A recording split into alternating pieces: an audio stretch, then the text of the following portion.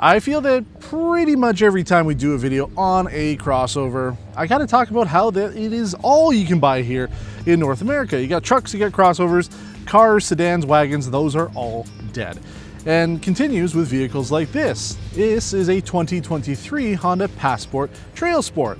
Now the Passport name is not a new thing for Honda. They had it for a couple generations a while ago. It was actually based off the Isuzu Trooper. It was sold not only as the Honda Passport, but also as the Acura SLX. Probably don't see many of those out there, but I know there is a YouTuber who has one, so you can go check out some videos if you're interested in that. But let's talk about this third generation Honda Passport.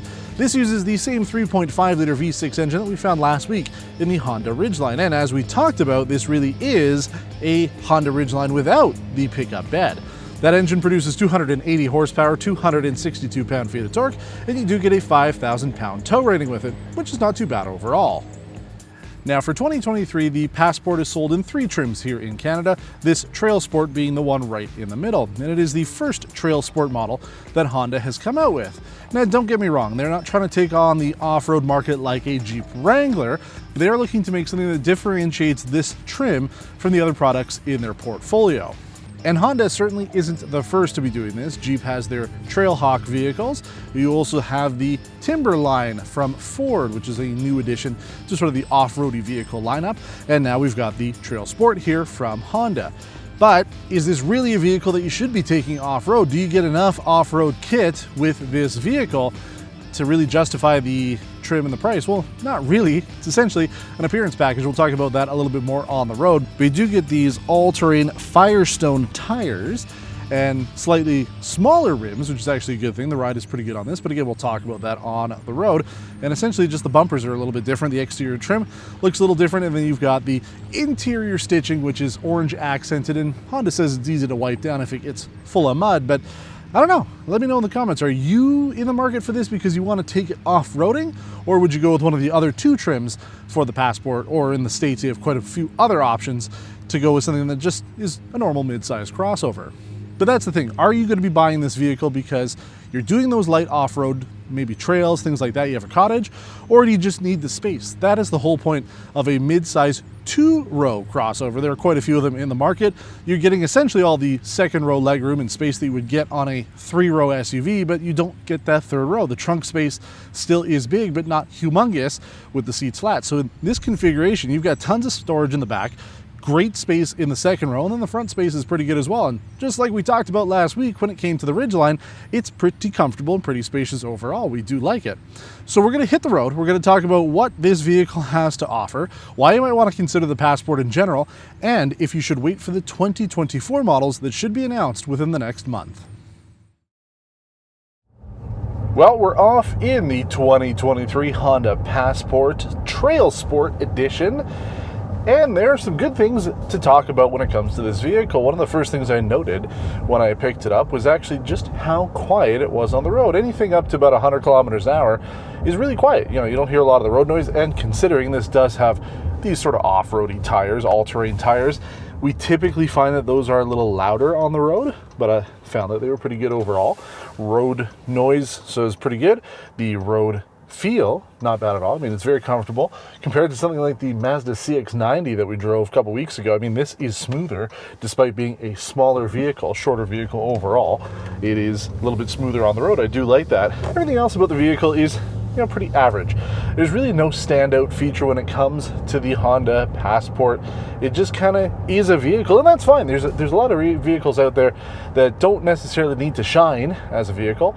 It could just be something that gets people to point A to point B, and it does it pretty well. I mean, I don't know how many people are going to actually buy this because they want to do off-roading. You know, this certainly won't be like a Jeep Wrangler competitor, but Honda does say that the all-wheel drive system on this vehicle has been tuned specifically for the TrailSport trim to be a little bit more off-road oriented. Unfortunately, I don't have anywhere here in St. Thomas or London that I can take this to do any off-roading, and I honestly don't think that people are going to be doing hardcore off-roading on this.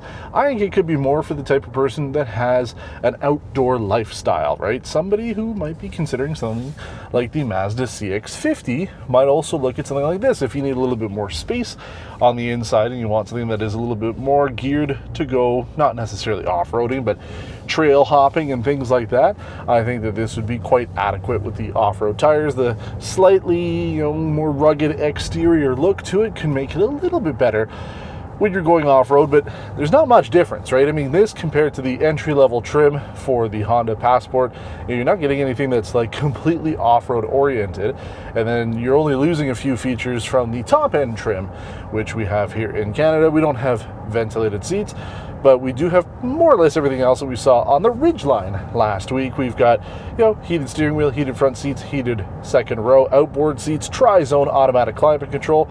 The infotainment system is a slightly different operating system, or at least a different UI than what we had on the Ridgeline, and then we have more digital real estate for the cluster. It's functional, it's nothing to write home about, but it gets the job done. So, if you're looking for a mid-sized vehicle, I think that this would be pretty good. There are a lot of choices, right? Almost every manufacturer has a mid-sized two-row crossover of some sorts. Recently, James drove the 2023 Chevrolet Blazer RS, which I think is a really good price point for what you're getting out of that vehicle. But there's tons of things out there that you could compare this to. The Ford Edge is a two-row mid-size vehicle. The Jeep Grand Cherokee is a two-row mid-size SUV. You've got a lot of other choices. Nissan Murano, for example, could be another option out there if you're looking for it. There's plenty of choices, so you don't necessarily have to go with this, but I think that the Honda does everything pretty well. You're getting a lot of safety tech standard with this vehicle. You don't have to worry about going up in packaging, so you do have adaptive cruise control, lane keep assist, blind spot monitoring. There's only a backup camera. There isn't a 360 camera, which I think is a bit of a miss here. That would be one thing I'd like to see, and maybe we'll be getting it when it comes to the facelift. Just like we talked about when we did the Ridgeline, we're right at the end of this model year's lifespan. The 2024 should be getting a facelift because they haven't announced anything yet. It's right around that time that the facelift for the Pilot was announced, as well as the CR-V, so we're expecting this will get a very similar treatment. It will have the new corporate image for the exterior and hopefully an interior redesign as well. I've seen the new Honda Pilot on the inside. I think it looks very nice, as well as the Accord, so it's probably going to look a lot like that. So picture that in this type of vehicle. So that's kind of the question we're answering today. Would you consider the Passport regardless if you're looking at a mid-size crossover vehicle? And if you were, would you consider the 2023, or should you wait for the next model year? And it's hard to say. One of the things about Honda is they really do hold their value pretty well. Overall, maintenance and reliability is typically pretty good with these. The 3.5 liter V6 engine on here, I see some stuff online that people aren't big fans of it, but for the most part, it's a relatively straightforward engine, right? It's not turbo, there's nothing super fancy about it. It's a single overhead cam as well. So it's a really fundamentally simple V6 engine and produces decent enough numbers, plus 5,000 pound towing. A lot of the mid-size crossovers, as they start to downsize the engines, lose out on towing capabilities, but you do have that. And actually, this vehicle comes, at least from Honda, for the press vehicles, does have a tow hitch on it. We don't have it installed. It is in the trunk, but there's some cool stuff there. But I think overall, if you're looking for a comfortable vehicle, something that you can pretty much depend on, you don't have to worry about it, this would be a great option for you.